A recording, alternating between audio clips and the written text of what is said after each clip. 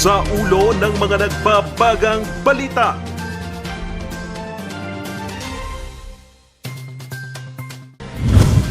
%70 ng target population ng La Union bakunado na. Cannon Road binuksan na sa mga turista. Bilang ng mga turista na papayagan sa Baguio, dinagdagan pa. Bangkay ng lalaki natagpuan sa bangin ng Tuba, Benguet. At mga presidential aspirant, panay ang panliligaw sa iba't ibang panig ng bansa.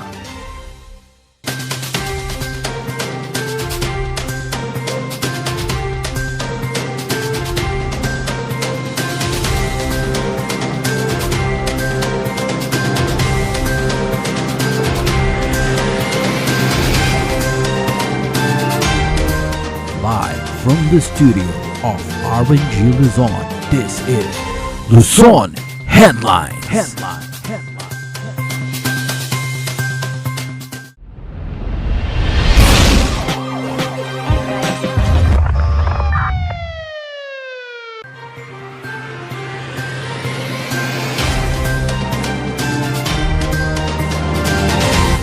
%70 ng target population ng La Union ang bakunado na. Ang buong detalye sa report ni Christine May Terrado. Dahil sa tuloy-tuloy na hakbang ng pamahalang panlalawigan ng La Union, pagtutulungan ng public at private sector at sa pakikiisa ng mga mamamayan, 409,319 na ang nabigyan ng first dose sa La Union. Ito ay 70% ng target population ng probinsya. Ganun pa man, hindi pa tapos ang laban ng La Union kontra COVID-19. Kaya't patuloy pa rin ang mga hakbang ng probinsya upang mahikayat ang bawat mamamayan na magpabakuna. Katunayan, may inihandang papremyo ang pamahalaang panlalawigan sa mga LGU at mga residente. 1 million peso worth of projects, programs, and activities at 50,000 worth of PPEs ang naghihintay sa LGU na makakapagbakuna ng first dose sa 80% o higit pang populasyon nito. Bukod dito, 60 bakunadong individual ang maaari ring manalo ng food packs na nagkakahalaga ng 5,000 piso. Target ng La Union na mabakunahan ang 584,741 na individual upang maabot ang herd immunity. Bukod sa pagbabakuna, patuloy pa rin ang mga tugon ng probinsya kontra COVID-19. Pinapaalalahanan ang bawat residente na mag-ingat at sumunod sa mga ibinabang alituntunin. Christine May Terrado para sa Luzon Headlines. Binuksan na sa mga motorista ang Cannon Road. Labis itong ipinagpapasalamat ng mga negosyante. Narito ang report. Nakakangiti na si Aling Rebecca. Ito'y matapos muling magbukas ang kanyang tindahan kasabay ng pagbubukas ng Cannon Road. Assistant ni Sir Sarat. So, yun, salamat at masaya kami na binuksan ito. Kahit na Saturday, Sunday, Friday ba? Nung kasagsagan ng pandemic, sir, nagsara po kami. Halos lahat ng mga pasalubong talagang expired. Lahat na. Dahil dito, agad itong dinumog ng mga turistang paakyat sa lungsod. Kaya naman, nakaabang sa checkpoint ang triage center. Okay naman, swabe. Bukod sa isang part ng kalsada na ginagawa, tuloy-tuloy lang na traffic. So nag-start po ang ating Cannon Road triage mula pa po kaninang umaga, 5:30 po ng umaga kanina. So makita naman po natin na expected na talagang dadagsain ng ating mga kababayan na motorista itong bagong bukas na Cannon Road. Bukas ang Cannon Road mula Biyernes hanggang alas 5 ng umaga ng Linggo para sa paakyat ng mga sasakyan. Mula naman alas 5 ng umaga hanggang sa hating gabi ng Linggo ay ilalaan para sa mga pababang mga sasakyan. Ito'y para maiwasan ang traffic sa Marcos Highway kung saan nagsimula ng bumigat ang trapiko kaninang umaga. Tanging mga light vehicles lang ang papadaanin sa Cannon Road. Nakaantabay naman ang BCPO, DPWH Cordillera at Tuba Municipal Police Station sa mga insidente ng pagguho ng mga bato. Pinapayuhan naman ang mga motorista na maging alerto sa mga pagguho ng lupa at mga bato sa Cannon Road ngayong nakakaranas ng pag-uulan ang bahagi ng Baguio at Benguet. Charles Nicolimon para sa Luzon Headlines. Dahil sa dami ng gustong mamasyal, dinagdagan pa ang bilang ng mga turistang papasok sa lungsod. Magbabalita, Ren de Guzman.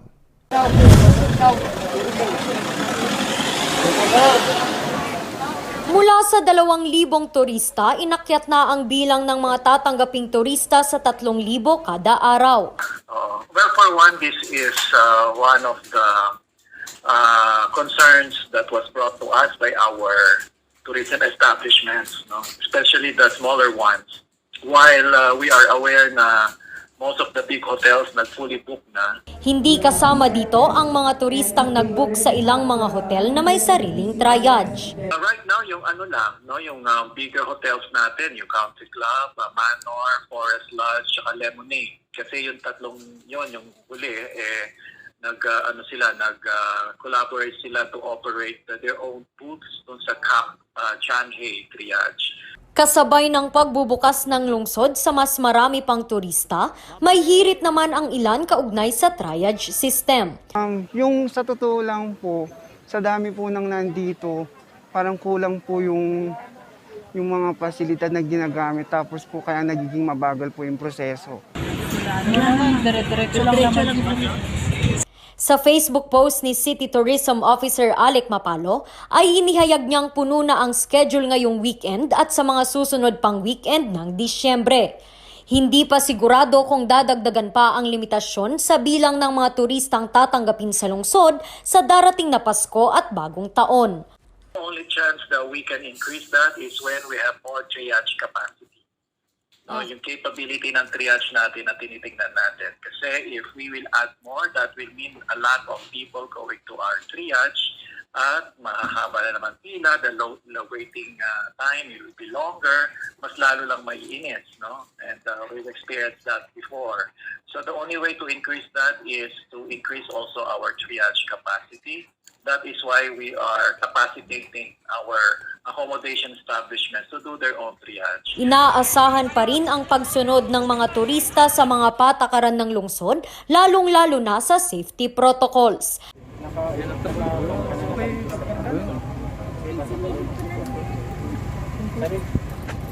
Rendy Guzman para sa Luzon Headlines. Susunod, bangkay natagpuan sa bangin sa Tuba, Benguet. Ang detalye sa pagbabalik ng Luzon Headlines.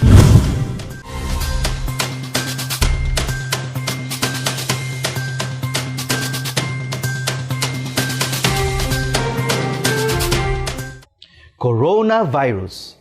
Dahil dito, may mga bagay na hindi mo na magagawa. Ngunit, may katuwang ka. PDA or Pau de Arco Herbal Capsule na may antiviral quercetin at immunity booster. Mag-PDA or Pau de Arco Herbal Capsule araw-araw para iwas sakit, iwas virus. PDA. Proteksyon, depensa, alay sa kalusugan. PDA or Pau de Arco Herbal Capsule is available in all leading drugstores nationwide. Another quality product of Aldrich Corporation.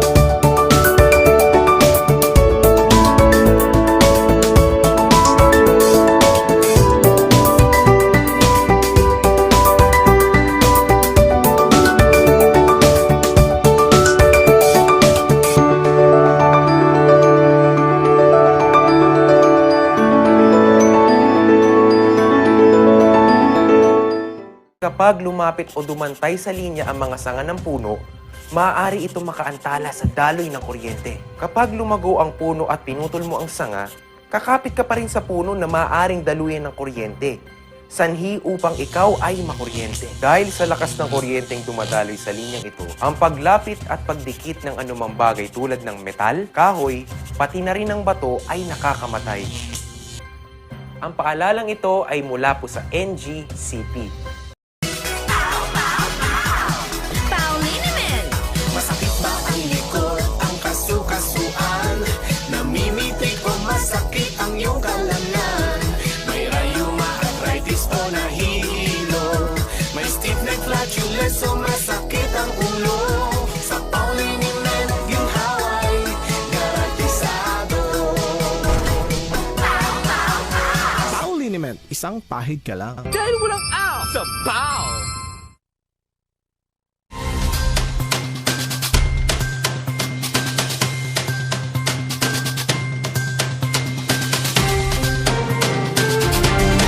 Isang bangkay ng lalaki ang natagpuan sa bangin ng Tuba, Benguet. Narito ang report. Nagtulong-tulong kahapon ang mga miyembro ng PNP, BFP at MDRRMO Tuba para iahon ang isang natagpuang bangkay ng lalaki sa Puyopoy, Taloy Sur, Tuba, Benguet. Ayon sa mga pulis, aksidenteng nakita ang nasabing biktima. Balik kahapon po, may mga taong naghahanap ng nawawalan nilang kamag-anak. Pumunta po doon sa May Puyopoy, kung saan nakita nila yung isang bangkay sa baba ng Rabin, 250 feet below ng Rabin. May nakita po silang bangkay doon. Kaya nagresponde po ang ating kapulisan kasama ang Municipal Disaster Risk Reduction and Management Office.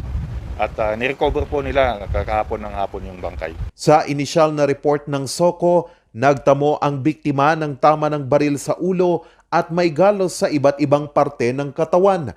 Nakasuot ito ng maong na pantalon, boxer shorts, puting medyas at tattoo sa katawan. Agad itong kinilala ng mga kamag-anak. Kanina pong umaga, dumating po yung mga kamag-anak nung allegedly mga kamag-anak ng bangkay at in-identify po nila yung bangkay through his tattoos po. Doon po sila nagbase sa mga pictures nung bangkay saka yung mga tattoos niya. Ayon sa mga umaangkin sa pamilya, kinilala nila ito bilang si Akia Logares Velasco, 24 anyos at residente ng San Carlos Heights, Baguio City. Ayon sa kuya ng biktima, huli nilang nakausap ang biktima alas 4 ng hapon noong Miyerkules. Iimbestigahan pa ng pulisya ang motibo sa pagpatay sa biktima at pagkakakilanlan nito. October 8, 2019, 8 bangkay din ang nadiskubre sa kaparehong lugar. Nakiusap na ang pamalang bayan ng Tuba sa DPWH Cordillera na muling itayo ang bakod sa nasabing bangin. Nasira kasi ito sa pagguho ng lupa noong habagat. Charles Nicolimon para sa Luzon Headlines.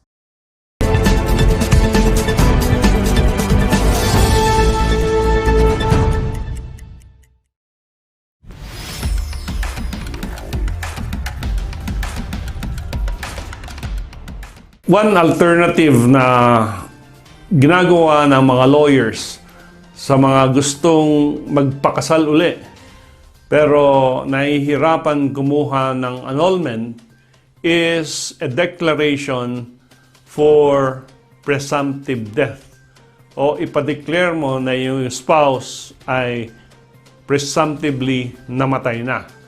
And this is provided for by Article 41 of the Family Code. Only for the purpose of remarrying. Only, wala kang purpose kung hindi magpakasal uli. Hindi upang isettle yung estate, hindi pwedeng gawin yan to get the properties or get the inheritance of your missing spouse. And in Tadeo Matias versus Republic, ito ay sinustain ng ating Korte Suprema na ang pag-declare ng presumptive death sa iyong spouse ay only for the purposes of remarrying. And under Article 391 doon sa Civil Code, ang absence ng spouse for at least 2 years shall be sufficient to declare him presumptively dead. So, of course, ang presumption dito ay walang contact whatsoever. Walang text, walang sulat, walang tawag. Kasi kung patay nga siya, dapat hindi siya tumatawag, hindi siya nagte-text. So, 2 years is the minimum. And there are other exceptional circumstances. A pilot or a co-pilot or an airplane staff na nag-crash sa ocean, no? And beyond recovery can be declared presumptively dead. A soldier who goes to war and becomes missing for a certain period of time, pwedeng presumptively dead. But to reiterate, only for the purpose of the surviving spouse to remarry.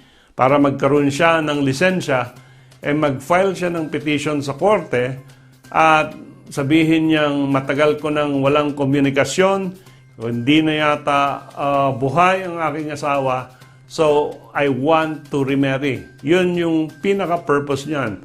If you are filing a petition for any other purpose except to remarry, hindi yan igagrant ng ating mga korte.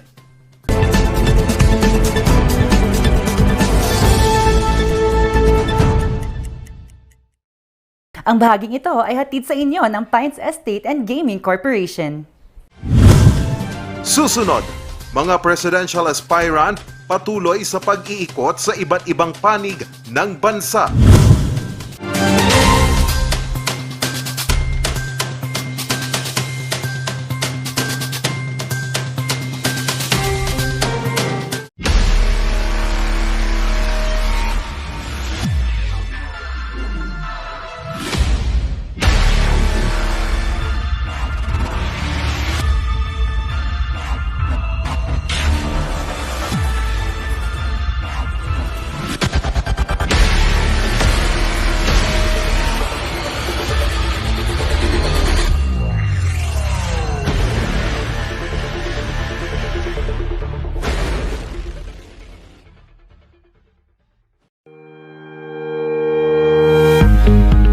The Baguio Country Club, the first and only 5-star mountain resort in the Philippines, is fully equipped and ready to welcome you back. The club has thoroughly worked on adapting to the new normal.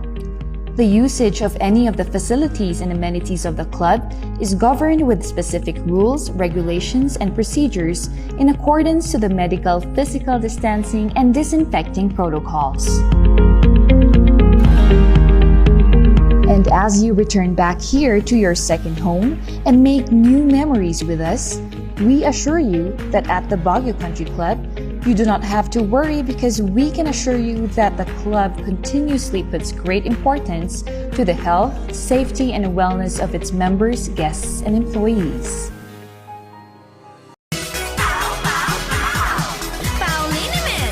Masakit ba ang likod, ang kasu-kasuan? Namimitik o masakit ang iyong kalamnan? May rayuma, arthritis o nahihilo? May stiff neck, flatulence o masakit ang ulo? Sa Pauliniment, yung haway, garantisado. Pauliniment, isang pahid ka lang. Dahil walang aw sa PAW! The most beautiful design you will find ever. Great furnitures and better price. Made in Korea. Art and Furnitures. Visit us at San Luis Bugo, La Union. Contact us at 0915-117-0111. Art and Furnitures. TG Home Builders po? Yes po, sir. Sir, paano po umorder online ng mga hardware supplies? Punta lang po kayo sa facebook.com/tghomebuilders at i-message nyo na lang po kami doon at mayroon lang pong sasagot sa inyo. Sir, ang TG Home Builders po ay isang tindahan na nag-offer po ng mga finishing material. easy to install at mas makakatipid po sila ng oras at sa pera po nila. Mas concentrated po kami sa mga modern materials. TG Home Builders, we turn houses into homes. Coronavirus. Dahil dito, may mga bagay na hindi mo na magagawa. Ngunit, may katuwang ka. PDA or Pau de Arco Herbal Capsule na may antiviral quercetin at immunity booster. Mag-PDA or Pau de Arco Herbal Capsule araw-araw para iwas sakit, iwas virus. PDA. Proteksyon, depensa, alay sa kalusugan. PDA or Pau de Arco Herbal Capsule is available in all leading drugstores nationwide. Another quality product of Aldrich Corporation.